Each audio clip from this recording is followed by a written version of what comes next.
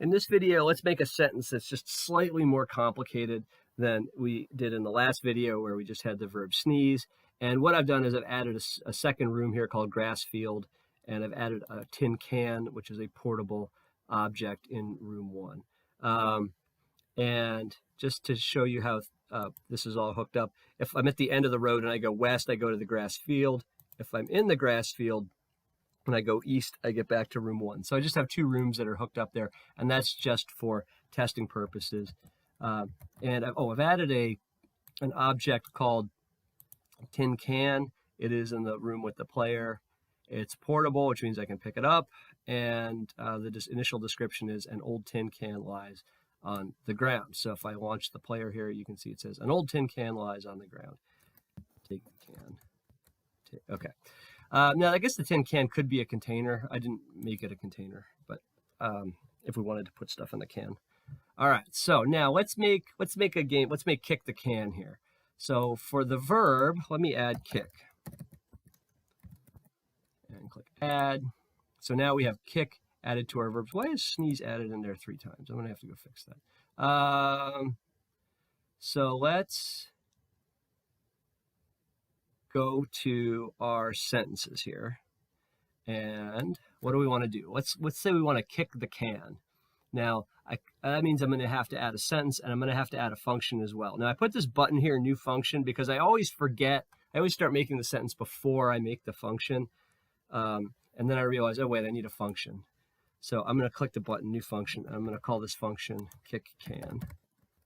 Kick can, and click OK. Now, if I go back to functions here, you should see that there's a kick can function. All right, so now I can say when the verb is kick and the first object is the tin can, it'll actually autocomplete for me, then call the kick can function instead. So call the kick can function instead. Click add. OK, so now let's go back to the kick can function and make it do something. So when we kick the can, let's print PR, tab, the can rattles across the ground. How about that? Rattles across the ground. File, save, and now let's try this out. The old tin can lies on the ground, kick the can. The can rattles across the ground. Okay, that seems to make sense, but let me go west. Let me try to kick the can. The can rattles across the ground. Like, what's going on here? Like, there's no can. How am I able to kick it, right? And that's because we're not doing any checks to see, like, does the player have the can? Does the player see the can? That's what we're going to address in this video. How can we put checks on our actions to make sure that they don't happen just like whenever or every time the user types a sentence? And that's what the verb checks are for. So let's go to the verb check here thing, and let's go down here to kick. So I'm going to select kick down here in my list, and there are checks built in that I can put on a verb that will verify that what action I'm trying to take is valid before trying to carry out that action. So if I'm trying to kick something, I should probably have to supply a noun. I can't just type kick. I have to kick something. So that would be check that there's a direct object supplied. Check dodge supplied. Yeah, I know those are ugly names. So now when I kick something, the lantern will check to see first, did I actually type in a second noun? And then if I did type in a second noun, well, now maybe what's the next thing I have to do? Well, maybe I have to see that noun. So that would be check that I see the direct object. And they'll run in the same order that you specify them here. So if you need to reorder them, you can select something and move it. You can move the checks up and down. And that's it. Now, if you want to write your own check function, like before you try to drink the coffee, you want to make sure the coffee's not too hot, that you can do over here, and there's a separate video for that. But right now, for the kick function, what we've done is we put constraints on it that say if you're going to use the verb kick, you have to supply a direct object, which is a noun, and you have to be able to see that object. So now let's save our game here and run it. And let me go west. So now there's no can here, right? Let me type kick can. Oh, you don't see that, right? Because it's going to check to see, do we see the thing we're trying to kick? Also, what if I just type kick? missing noun, right? So now what we've done is we have put constraints on that verb. So I can't just use that anytime I want to. So I can't be in the first room of the game and say, take the gold. Now the gold is like a million miles away and I end up with the gold, right? That's the whole purpose of this. Okay, now this is interesting. What if we had been holding the can when we kicked it? All right, so let's actually try that. Like take the can, kick the can. The can rattles across the ground. Okay, we're carrying a tin can, like nothing happened to the can, right? So, because all we did was print out this line of text. We didn't change the world in any way. So what we can do is, and you'll see where I'm going here. Let's go to our function here. And the can rattles across the ground. Let's put the can, no, we don't need to do that. Let's actually make another sentence here. I'm going to call it before kick. And I'm going to add that. Now, what I'm going to do here, if you should see where I'm going to go with this. Right now we have an instead function. I'm going to make a before function. So before kicking the can, or like right before I do this function, I'm going to write another function that checks if I'm holding the can. So where I'm going here is, let's say I'm holding the can, and then I say kick it. Now the implication is I drop it first. So let's go to before kick, and let's check to see if the player has the can. There's a bunch of ways to write this. You could say, tin can dot holder, or holder parent location. That all works. And you can do dot h tab that expands to holder equals pl tab that expands to player. So if we're carrying the can, let's drop it. So we'll print pr tab. And in parentheses here, I'm going to say, I'll just say you drop the, and then let me print out the name of that object. And how do I do that? Okay, it's print name. And how do I print out the name of what? How do I know I'm kicking? Like maybe there's multiple things I could kick. How do I know it's okay. What I want to do is say, basically print the name of the noun, and that's actually the direct object, dobj, which is a terrible name. And then actually let's change the tin can to the direct object. So what this is going to do is it's going to say if the player is holding, or the thing that I'm trying to kick is being held by the player, basically it's in the player's inventory, then print you drop the, and I don't want to print the line return, I just want to print it all in one line. Print you drop the, and then print the name of the object. Oh, and then I probably want to print out a new line here, pr tab. I'll just print out a blank line. Actually, that'll work. All right. Now, so what this is saying is if the player has the thing that we're trying to kick, then print we drop it. That's it. Oh, and then let's put it in the room with the player. Let's actually drop it. So this is going to be the direct objects holder is equal to the player's holder. There we go. So this is so the player's holder is the player's room. So set the thing I'm trying to, the direct object, the noun's location to the player's location. That's what that does too. All right, and now let's go to our sentences here and say if I kick the can, but instead of saying instead, I'm going to say before kicking the can, I'm going to, I goofed that up. I want to delete that. Delete. All right, let me add it again. I want to say before kicking the can. There we go. So before I kick the tin can, called the before kick function, instead of it, call our kick can function. So let's test it out and see if it works.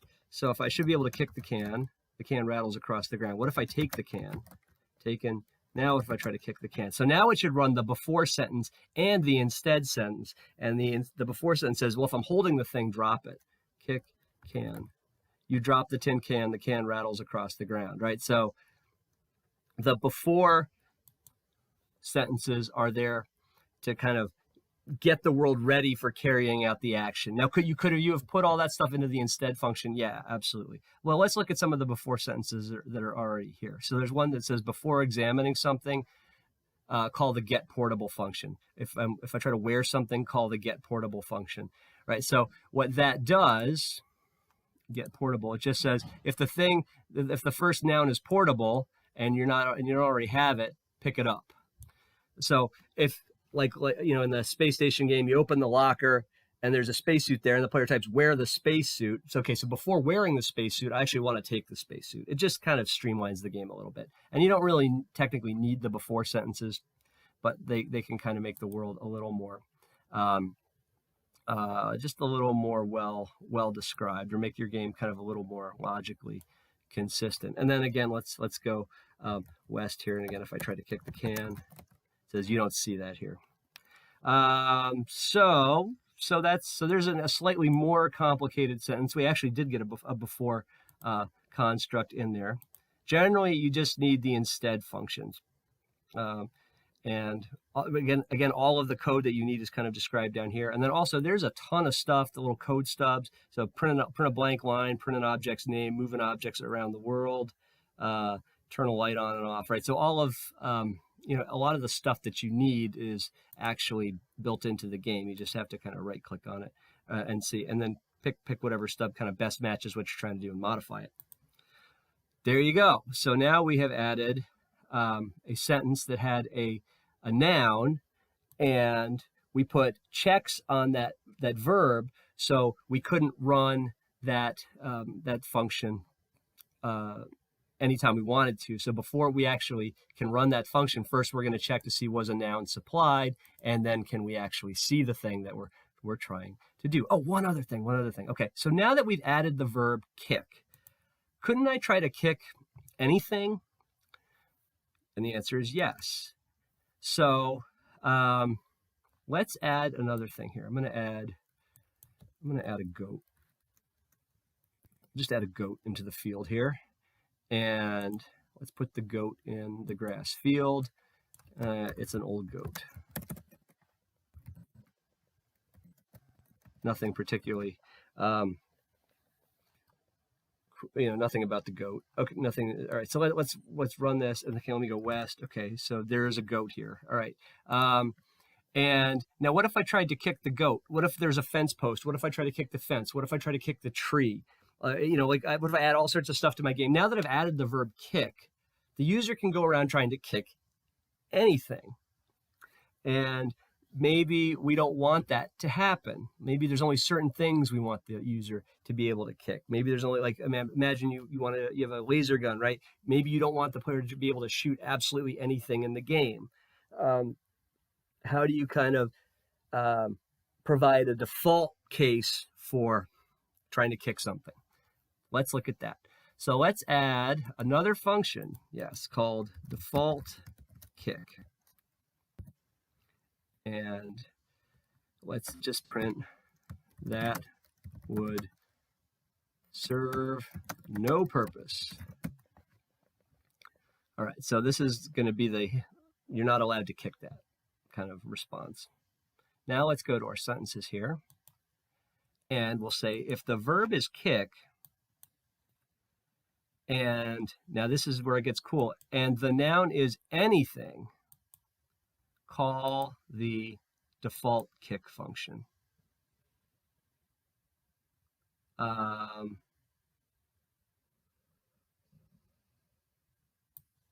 click add. All right. So what we're saying is, if we try to kick anything, just call the default kick function. Now, the way Lantern's going to, that's a before sentence. That should have been an instead sentence. So let's delete that. And let's add it again, but as an instead sentence, although it wouldn't actually matter in this case. So if we try to kick the tin can, we'll get the kick can function. If we try to kick something else, we'll get the default function. Now, the way it works is Lantern will try to find an exact match, and if it can find an exact match, it will do that. If it can't find an exact match, that's what the star means. The star means I just anything. It means any noun. So if it can't find an exact match, try to find what's this called, a wildcard match. And if you could find that, then call that function. So watch what happens here. So let's run our player here. And if I try to, kick the can, kick the can rattles across the ground. Now let's go west here. There's a goat here. What if I try to kick the goat? Well, what happens when do I have a function here for kicking the goat? No. Do I have a function here for just kind of kicking anything? Yes, that's the kick star function. The star means kind of any object. So I didn't find an exact match. I found the wildcard match, and then I'll call the default kick function, kick the goat. That would serve no purpose, right? So there we go. Now this is useful for containers. Like maybe you have a matchbox and only matches can go in the matchbox. So you say, okay, if I put the matches, if I try to put anything in the matchbox, then print, it doesn't fit, right? Or so what you're doing here is kind of providing a backstop, catch-all case. And then you're going to provide for the things that you do want to provide specific behaviors for, then you're going to make sentences just for those behaviors. Now there's one little bit of weirdness here that maybe we could fix. So apparently the tin can is the only thing we really want to be able to kick. So maybe our before kick function here really should just apply to the tin can. And actually that would work. That's good. So if we had made this a wildcard, like before kicking something, drop it. Now imagine we could pick up the goat. We would, and we had our before kick function didn't apply to the tin can. It applied to anything. Then it would say, okay, first dropping the goat, and then it would say, oh, that would serve no purpose. So, but we we don't have that issue here because we can only kick the tin can, and we can only we've only implemented the or we've special cased both the before and the after for kicking the can. So let's just verify that it works. If I make the goat portable for some reason here, and let's go west, and I take the goat, and now I try to kick the goat, that would serve no purpose. Okay, because so we didn't drop the goat because the sentences here, the before sentence for kick just calls it only applies to the tin can. So that's kind of how this all works together. You're building functions, and then putting checks, and then creating sentences to call those functions, and then putting checks on those verbs to make sure that they can only be used when you want them to be used. So that's it. So there's more with sentences, but we're not done yet.